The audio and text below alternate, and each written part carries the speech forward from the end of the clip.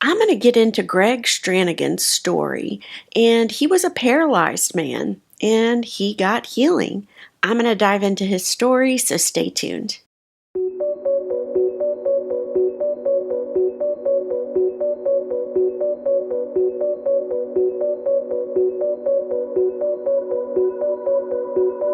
It was many years ago when a man, Greg Strannigan, he awoke in the morning and every muscle in his body was just aching. His arms, his back, especially his neck. It was like they were stiff and just very painful. The day that followed, well, that was even worse. Even worse pain and stiffness, etc. And it was really sad because he explains in his story that he and his wife, they led active lifestyles. For instance, his wife loved to hike, and they did this all the time, hiking trails all over. But this day, when all the pain and stiffness began, all that came to a halt. He ends up going to a neurologist who runs the gamut of all the neuro testing, and she really couldn't pin down a specific diagnosis. She told him and his wife that, well, it could be multiple sclerosis, but we might be looking at Lyme disease here too. And if not that, it's possible it could be ALS. Now, hearing one of those diagnoses is terrifying, but not knowing which one it is and the doctor saying, well, it could be any of them, I can't imagine. Therefore, his wife begins praying over him quite normally, a Bible verse. 3 exactly. To be specific, it was Psalm 41, verses 1 through 3. And she would, like I said, pray that pretty much daily over him. And it wasn't too far after this occurred that Greg saw a neurosurgeon, and that neurosurgeon spoke with confidence. He told Greg, he said, I know exactly what you have, cervical stenosis. And he told Greg, I can fix it. Apparently, Greg had arthritic buildup of calcium, and that was pinching his spinal cord in like the vertebrae in the back of his neck, especially. The procedure that he would need would be called a cervical laminectomy. So Greg's kind of thinking along the lines, well, this is good. I'm getting a diagnosis. So he tells the doctor he and his wife are leaving for a Hawaii vacation in 2 days, so he'll schedule it when he gets back. The neurologist's answer shocked Greg, though, because it wasn't what he expected. He told Greg, no, we're going to operate tomorrow. So obviously, this confused Greg because he's thinking, I just told him I'm going on vacation, right? But the doctor explained that Greg did not have any protection in his neck. So say he's on vacation, he slips and falls. Something very minor could end up paralyzing him. So what was Greg to do? He goes ahead and has the surgery the next morning. It lasted 5 hours, and Greg says when it was done, he almost felt like a new man. The pain was so much better in his muscles. And he even got to go home that very same day. And because he felt like a new man, he and his wife wanted to celebrate. So since they didn't get to go on their Hawaii vacation, they take just kind of like a little weekend out of town. They decided to stay in this cool historic hotel, and they even went one day hiking. Several trails, Greg says, and he was just amazed. He was so excited that he was almost back to normal. Well, they get back from dinner that night from hiking all the trails, and Greg, he's eating dinner, he had just finished up. He says that he began to feel quite a bit of tightness in the back of his neck. And at first he figured, well, I exercised a lot, my body's not really used to that, hadn't done that in a while, so he chalked it up to that. But that night, as he tries to get comfortable in bed, every which way he turns, no matter what he does, it's not fixing the problem. Greg asks his wife to check the back of his neck because maybe a stitch popped loose from having had the surgery. She looks and all was well. Now, Greg didn't know at the time till after the fact, but apparently he did have a ripped stitch, but it was an internal stitch, so you couldn't see it. And it was that same night, right after this happened, that Greg says he tried to move his right arm, but it wouldn't budge. He said the same thing then happened to his right leg. He really started to get worried. I mean, I will say that is terrifying. The day I was diagnosed with MS, I woke up with probably a similar thing. I couldn't walk because my left leg just wouldn't work. I thought it was a stroke, and that's exactly what Greg thought. So he tells his wife, I think we need to dial 911.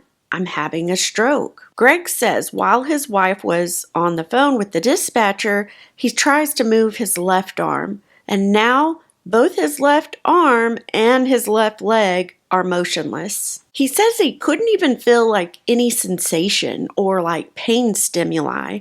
So he was I can't imagine, very terrified. And not only this, can he not move any of his limbs, but now it's getting harder to breathe. And he says he felt like he was dying. That's so scary. And Greg says he remembers thinking, all right, if it's my time to meet Jesus, I'm okay with that. The only thing he worried about was his wife. He felt bad for her. He didn't want to leave her alone, but he did think he was dying. And he says he began to softly under his breath while his wife was on the phone. He began to sing praise and worship songs really softly under his breath, and he just sang them to God because his explanation was if he was going down praising God. When the EMTs arrived, they checked his vital signs and they began to give him oxygen, which he says definitely helped with the breathing. They loaded him on a backboard and they began to transfer him to the nearest urgent care. And as he said he's strapped to the board. He's looking straight up. He can't move, right? He can barely breathe. He's got oxygen.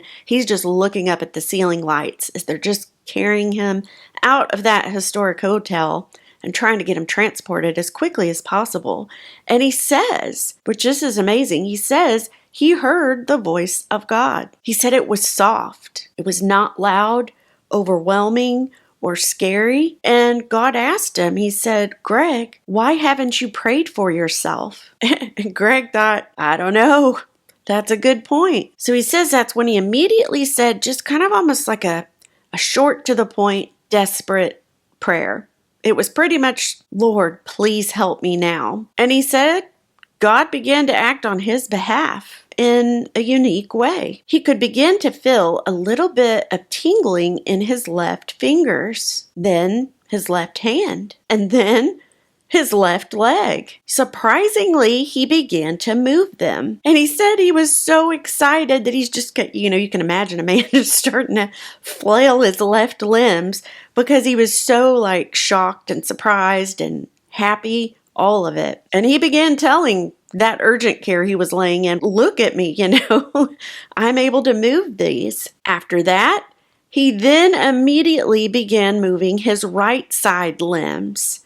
And the way he described it in his story was that the paralysis left his body in the reverse order from whence it came. When they checked his vital signs, all of them were stable. But because of the severity, he was just paralyzed all over and nobody knew why, they needed to transport him to a local hospital because, to double check and be safe. They did have to care flight him over that way. Meanwhile, his wife drove and they had several friends meet them at that local hospital who then began to pray and just comfort his wife, who was probably beside herself from all this happening, And one of their friends, one lady in particular, came up to Greg's wife and she told her that Greg was going to be just fine.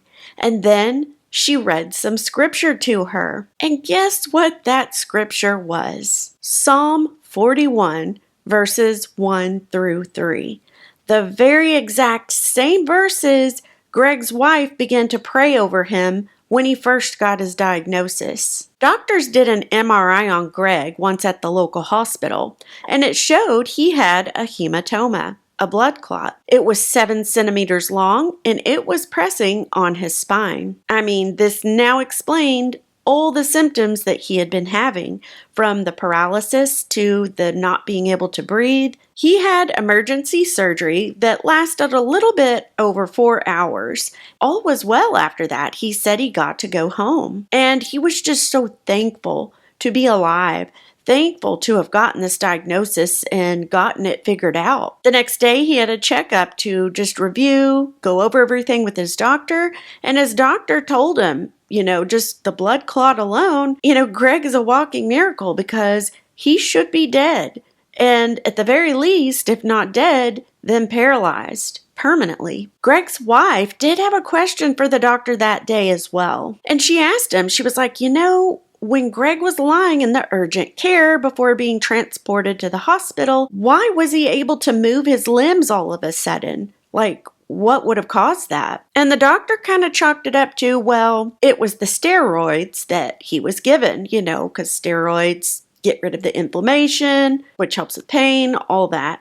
But then his wife said, well, no, it wasn't that, because he wasn't given any medication while at the urgent care. And so that's when the doctor then said, well, that's another miracle then. At the end of his story, Greg explains that he doesn't pretend to understand healing, prayer, or the ways of God. And he makes sure to say that prayer, it's not magic. It's not some special formula. It is a mystery.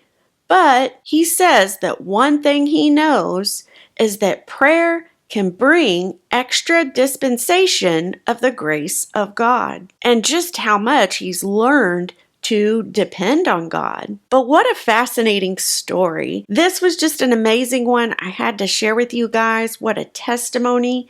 Let me know your thoughts, guys, and thank you so much for watching. Thank you for being here. I hope all of you are still having an excellent summer, and I'm going to see you guys for the next story.